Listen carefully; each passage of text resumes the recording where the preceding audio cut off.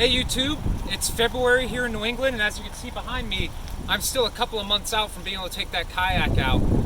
So what I've decided to do is take this opportunity to improve an area of the kayak that, if you listen to a lot of reviews and stuff, they'll say it sorely needs, and that's to add a little extra storage for things like your phone and everything else. So we're going to go inside, we're going to get this thing set up. It's really easy, and I'll provide the links in the description as to where you can get this same component. So once again, this is my Lifetime Teton Angler 10-foot kayak. My previous videos obviously explain what it is. No sense in going over reviews of the kayak itself, as there are plenty of YouTube reviews out there, and the people that do them are vastly more skilled at that than I am. Suffice it to say, I love it. But one of the problems is, if you look at it, unlike most every other kayak I own, there is no storage whatsoever below deck. And that's not a huge deal, but even these areas that are molded out, they're not enormous. So you can put gear up here, but it's always exposed to the elements at a minimum. So what I've decided to do is install a latch system. So basically an internal storage right up here in the front. And I got all this dead space up here where I normally put the battery that powers some of my smaller electronics. But now I'm going to put a hole in there. I'm going to install a latch, and it's going to give me some storage for my phone and everything else. What I intend to do is install this latch that I got off of Amazon right here underneath this bungee system. So I'm just going to set it there temporarily. So it's going to be somewhere like that, and we're going to fully install it. This particular one is on Amazon. It's very inexpensive. I'm going to put the link inside the description to the video. I'm also showing it to you on the screen right now. And first thing that we'll do is we'll go over everything that comes with it when you purchase it. Now, when you order this kit, it comes with everything that you see here on this table. You have the latch system itself, lid opens up, waterproof bag inside that can be removed. It sits on a lip. Some of the reviews say it's not fully waterproof, but honestly I don't care, because in what world is that going to be literally sitting in water? There is a gasket here. It's not really rubber so much as foam, but I'm going to leave that on, obviously. Comes with two scupper plugs. For me, these don't really work on my kayak. They're not conical at all, and they're very hard plastic. So I already have scupper plugs. I have no intent to use those at all. And lastly, mounting screws. Now, the mounting screws themselves, looking at them, they have a pretty wide gap in between all the threads. So I have some concern that depending on the thickness of the plastic, that they're really going to bite and hold on tight. So if they don't, what I got at Home Depot was a set of screws and nuts, countersunk of course, size 10, 3/4 of an inch, and I'm just going to use those with some washers, and I'm going to hold it on that way. I'm probably going to get a much better fit, so I may just use these anyway. I might default to that, but we'll at least look at the plastic itself. Now, one more thing to note, and this is really important. This is the latch upside down. It is advertised as a 6-inch latch. And if I put this ruler on here, and you could probably see that, the hole itself is definitely, that's sticking out a little bit, I get it. It's definitely above 6 inches. So it's more between 6 1/4 and 6 1/2. So if you've got a 6-inch hole or a 6-inch hole saw, you're going to have to go bigger than that to get this part to fit. Now, the overall diameter, I measured it already, is between 7 3/4 and 8 total inches. So let that be a determining factor when you order this. When I go to install this, I'm going to be using a 6 1/2-inch hole saw that I borrowed from somebody. So for this, I'm going to want to figure out what dead center of that area is. And so we'll figure that out in a moment. If you're not using that, you may want to just trace an outline here with a marker or something. Come in with a drill and just, a drill bit, maybe a 1/4 inch or something smaller, go around that hole, and then use something like a little hand saw to cut that hole out.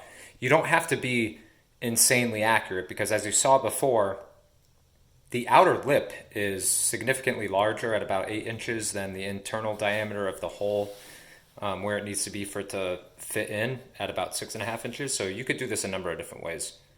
To make my life a little bit easier, I'm going to first create a template for this so I can do a better job at finding the center area of the front of the kayak. And all I'm going to do is I'm going to take this, put it on a piece of paper, take a marker, just running it along the outside of that internal diameter underneath. Close enough. Now that I've got the rough outline, I'm going to quickly determine the center area here. And so, taking the marker into account, it is about 6.5 inches. I'm just going to go that way. And then I'm going to go to that area there. And yeah, you know what? That's basically about as close to center as I need to be for this. If you want to get more accurate than that and really figure out the dead center of the hole, you know, live your life. But for me and for the purposes of this video, that's close enough. I've cut out my template. I've laid it at about the area that looks to be center up here. And now I'm going to just take this marker and the hole that I cut in the middle of it and mark where the center is. And there we have it. And that's where I'm going to start cutting my hole.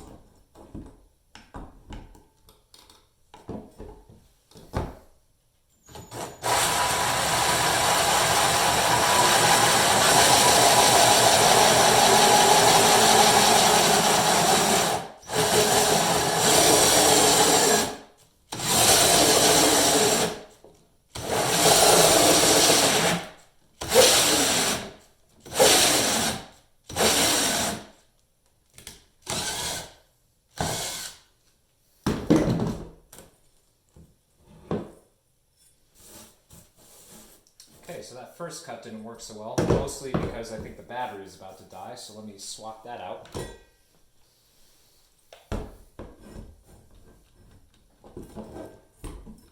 Okay, new battery installed.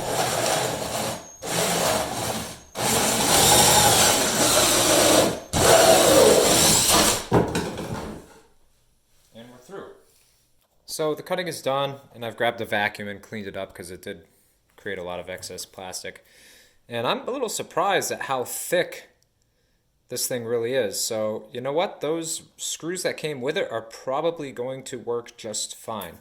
And side note, a little bit disgusting, but also kind of cool that I'm finding it. I don't know if you can see that in there. But there was a tiny bit of water in there.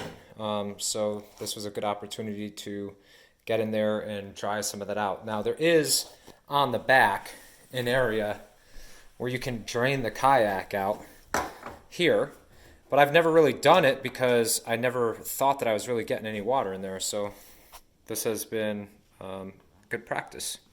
So I took a piece of sandpaper, I cleaned up the edge a little bit, I did not enlarge the hole at all, and setting this on here, as you can see, and it drops right in. Now, it is a little bit above the kayak itself, and it'll be pulled down with the screws, but that's also because it's curved up here a little bit. So you've got the gasket, and that should help any water getting in there.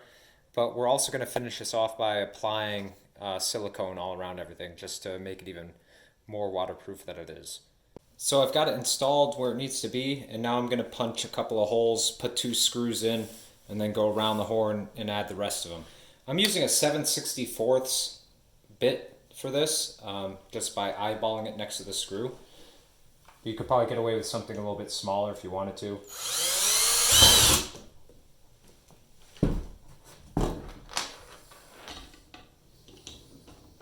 And I'm just hand tightening that into the hole to hold it in there. I'm doing the second hole.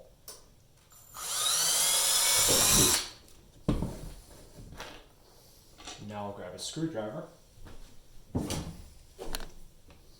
tighten these down.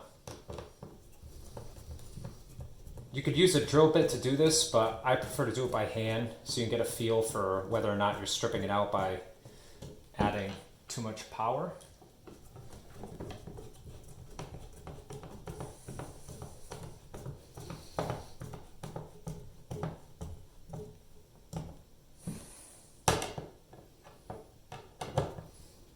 And once you've got 2 of them in and you know it's not going to move anymore, you can go right around and hit all the holes.